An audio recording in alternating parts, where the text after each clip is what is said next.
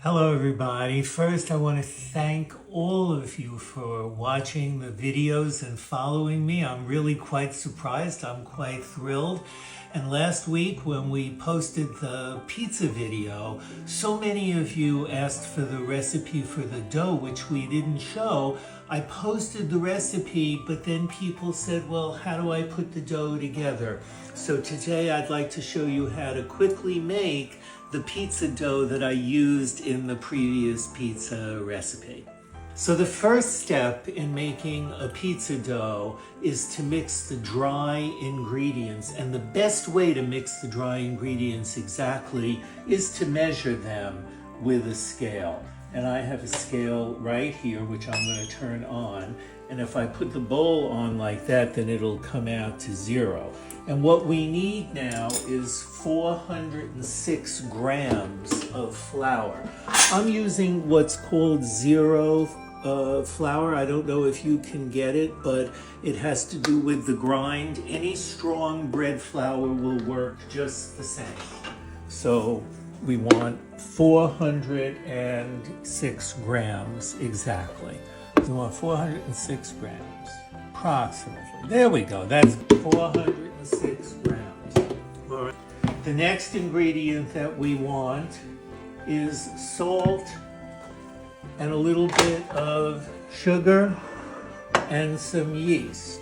All right, so now we want 8 grams of salt. Whoop. See if we can get a little That's good. There we go, right on the button. 8 grams, we want to put that in. And then we want 4 grams of sugar.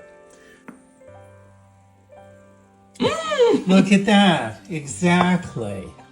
Now, what I like to mix these things together, because some people say that the yeast is killed by the salt. It may be true, it may not. I feel like, why take the chance? And speaking of the yeast, we want 2 grams of instant yeast. So, too much. Too much.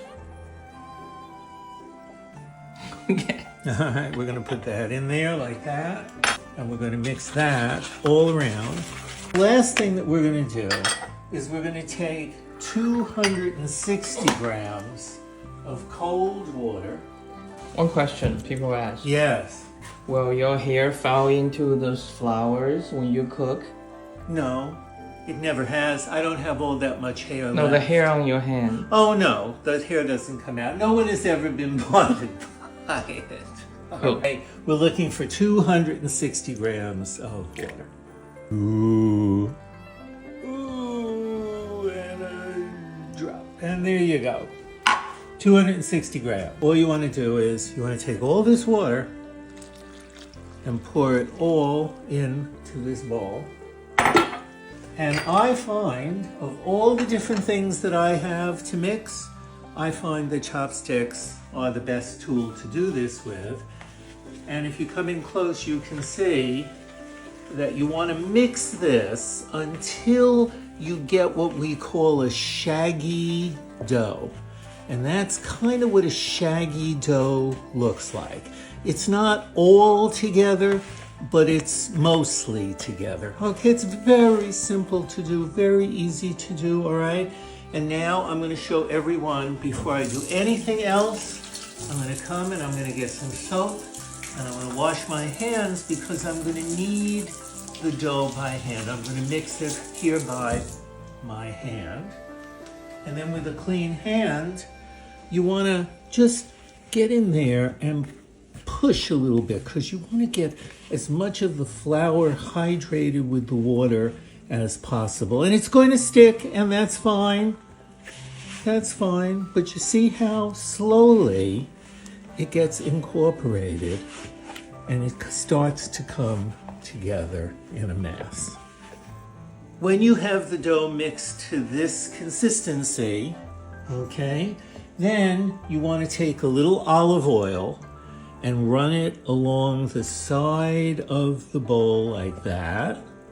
All right, that's about a tablespoon.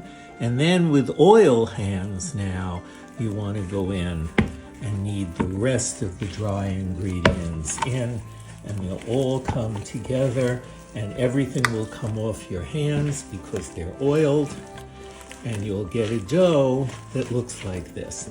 And then what I usually do, whoops, is I just roll it a little bit to work the flour in, right?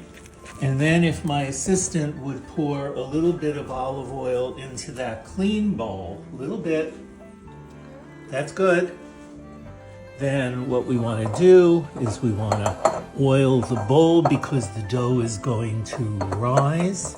And then we oil the bowl of dough and we roll it around in the bowl. I give it a couple of turns to keep it into a tight little ball, and that's what it looks like. And we're going to cover it,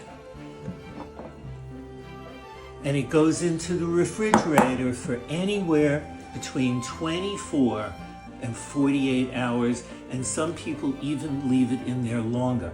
The longer you leave it for the first few days, the yeast has a chance to digest the sugars in the flour, and it gives off gas during the digestive process, and that was what makes the crust rise. So we'll come back in 2 days and I'll show you what the dough looks like.